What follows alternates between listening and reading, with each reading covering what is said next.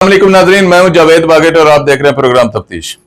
नाजरीन, आज तफ्तीश प्रोग्राम में मैं खसूसी तौर पर वफाकी दल हुकूमत में सिक्योरिटी और तफ्तीश के हवाले से बात करना चाह रहा हूं, क्योंकि मेरे प्रोग्राम का नाम भी तफ्तीश है और मैं चाहता हूं कि तफ्तीश का जो अमल है वो कैसे होना चाहिए और किस तरह होना चाहिए। वफाकी दल हुकूमत में तफ्तीश की जो तफ्तीश का मेयार है वो क्या है और किस तरह से तफ्तीश हो रही है और किस तरह से होनी चाहिए।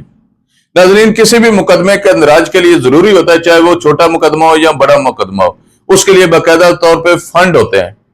उन फंड का इस्तेमाल मुतलका जो तफ्तीशी अफीसर होता है वो करता है और वो फंड आईजी ऑफिस से जारी होते हैं। हेडक्वार्टर इसकी देखभाल करता है। वहां पे बाकायदा तौर पे एक डिपार्टमेंट मौजूद है जो ये तफ्तीश के हवाले से फंड फराहम करता है। तो नाजरीन, हमारे मुल्क में ये निजाम बिल्कुल भी ऐसा समझे कि जैसे आज तक फिलाप है। हमने अगर किसी थाने में कोई काम करना है या कोई काम करवाना है तो वो भी हमने थाने में आए हुए मुल्जमान या मुदई जो है उनसे हमने पैसे लेके करना है। तो मैंने पिछले दिनों कुछ भी इस पे बात की थी, लेकिन तफसीलन में आपसे बात नहीं कर सका था। तो मेरी आईजी साहब से गुजारिश है, खास करके आईजी इस्लामाबाद साहब से, है तो पूरा मुल्क में निजाम इसी तरह का है, लेकिन मैं आज जो बात करना चाह रहा हूं मैं सिर्फ वफाकी दल हुकूमत के हवाले से बात कर रहा हूं। मेरी आईजी इस्लामाबाद से गुजारिश है कि आपने कभी अपने किसी थाने को चेक किया कि वहां पे उनको किन चीजों की जरूरत है, वहां पे किसी टेबल की जरूरत है, वहां पे स्टेशनरी की जरूरत है, वहां पे गाड़ी में फ्यूल की जरूरत है, वहां पे गाड़ी की रिपेयरिंग की जरूरत है, या कभी भी इस तरह के जो अखराजात हैं जो गवर्नमेंट को, जो खास करके पुलिस डिपार्टमेंट को अदा करने होते हैं, क्या वो किए जा रहे हैं? या गश्त के लिए जो गाड़ी मुतय्यन है वो गश्त प्रॉपर कर रही है, वो प्रॉपर इलाके में जा रही है, और उसके लिए जो पेट्रोल इस्तेमाल हो रहा है वो कहां से आ रहा है? आप मेरिट की बात करते हैं, आप जीरो टॉलरेंस की बात करते हैं कि हमने किसी के साथ कोई रियायत नहीं बरतनी, हमने मुल्जम को मुल्जम और मुदई को मुदई करके ट्रीट करना है, जो जिसके साथ ज्यादती हुई है उसका हमने अजाला करना है। तो आईजी साहब, आप किस तरह से अजाला करेंगे जब आपके दफ्तर में, आपके थाने में स्टेशनरी किसी मंशियात फरोश की होगी, किसी दीगर मुल्जम की तरफ से दिया हुआ तोहफा होगा, तो आप उस मुल्जम के साथ किस तरह जो है बर्ताव करेंगे? आप यकीनन उसको फैसिलिटेट करेंगे, या आप जो थाने में आने वाला मुदई होता है वो जरूरी नहीं होता कि वो जो बात कह रहा है या वो जो एप्लीकेशन आपको दे रहा है वो हकीकत में मबनी हो। उसमें भी बहुत सारे ऐसे इश्यूज होते हैं, बहुत सारी ऐसी चीजें होती हैं, जो एप्लीकेशन लिखी जाती है उसमें बहुत सारी ऐसी बातों को डाल दिया जाता है कि जो कि ना सरजद हुई होती हैं, ना उनका उस वकूए से कोई लेना देना होता है, लेकिन मुदई पैसे देता है, खिदमत करता है और वो मुकदमा दर्ज करवा लेता है। इसमें मुल्जम का कितना कसूर होता है, मुदई का कितना कसूर होता है, वो जो मुतलका तफ्तीशी है वो बड़ी अच्छी तरह से जान रहा होता है।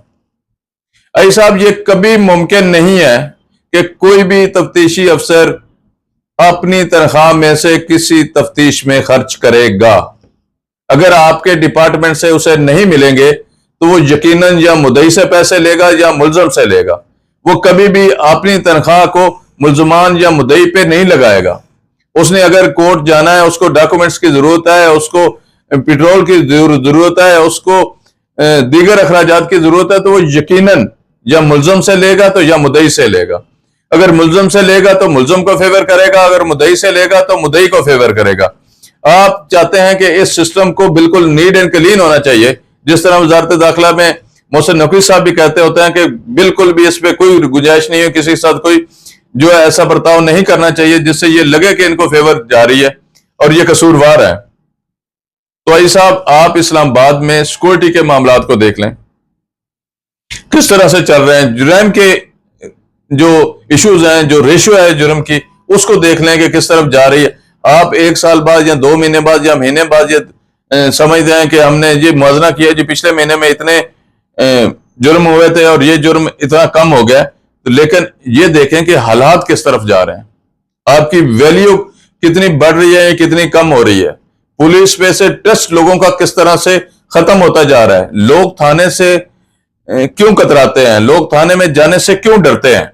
ये सारी वो चीजें हैं जो आप इनको कर सकते हैं और उसका सिर्फ एक ही हल है कि आप जो मुतलका ऑफिसर्स हैं, जो खास करके तफ्तीशी ऑफिसर्स हैं, उनके अखराजात, तफ्तीश पे खर्च होने वाले अखराजात का आप मुआवजा करें। आप उसको देखें कि क्या वो जो तफ्तीश कर रहा है वो मेरिट पे कर रहा है। मेरिट पे तफ्तीश उस सूरत होगी जब उसको तफ्तीश के अखराजात मिलेंगे। जब अब ये तो एक आम बात है ना, हमारे बहुत सारे दोस्त हैं ऐसे, मैं अब किसी का नाम नहीं लेना चाहता, लेकिन वो हमें कहते हैं कि हमें तो 50% भी तफ्तीश के नहीं मिलते। एक मुकदमा है कत्ल का, अगर कत्ल के मुकदमे में तफ्तीश के लिए उसको बैरून शहरों में जाना पड़ता है या दीगर जगह पे उसको जाना पड़े, क्या वो अपनी तनख्वाह से पैसे लगाएगा? अपने बच्चों का वो जो रिस्क है, जो नौकरी करके वो कमा रहा है, वो दूसरे पे क्यों लगाएगा? तो इसलिए सबसे पहले अगर आप मेरिट चाह रहे हैं तो मेरी गुजारिश वज़ीर दाखिला साहब से भी है, मोहसिन नकवी साहब से खास करके, कि अगर आप चाह रहे हैं कि मेरिट पे सारे मामलात हों तो पुलिस के अखराजात को भी मेरिट पे ले आए। पुलिस लाइन हेडक्वार्टर में बैठे जो अफसरान हैं वो इस बात को देखें, जो तफ्तीश का फंड आता है उसको किस तरह से इस्तेमाल करते हैं। बहुत सारी ऐसी शिकायत हैं जिनमें से जो फंड आता है, वर्दी का फंड आता है, शूज का फंड आता है, वो किधर जाता है? वर्दी प्रॉपर लोगों को मिलती है मुलाजमीन को या नहीं मिलती? शूज प्रॉपर मिलते हैं या नहीं मिलते? ये बहुत सारे ऐसे इश्यूज हैं जिन पे बहुत कड़ी नजर रखने की जरूरत है। अब एक मैं छोटी सी आपको मिसाल दूं कि ट्रैफिक पुलिस है, आईटीपी है, आईटीपी पे लाइसेंस की फीस अब तकरीबन 10,000 के करीब हो गई है। एक बंदा 10,000 देता है रोजाना, और कितने लोग, सैकड़ों नहीं हजारों लोग रोजाना आईटीपी ऑफिस जाते हैं, विजिट करते हैं, लाइसेंस बनवाते हैं, और लाखों नहीं करोड़ों रुपए वहां पे इकट्ठे होते हैं। उनके इस्तेमाल का किसी को अंदाजा है कि वो कहां पे हो रहा है? उसका जो इख्तियार है वो किसके पास है?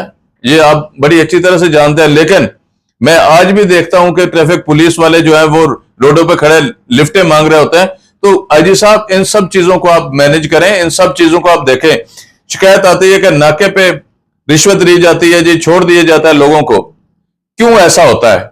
आप जब अपनी तरफ से किसी चीज की कोई कुताही नहीं होने देंगी, किसी चीज की कोई कुताही बर्दाश्त नहीं करेंगे, कोई फंड जो पुलिस वाले का है, जो किसी एहलकार का है, जो किसी तफ्तीशी का है, उसको प्रॉपर मिलेगा।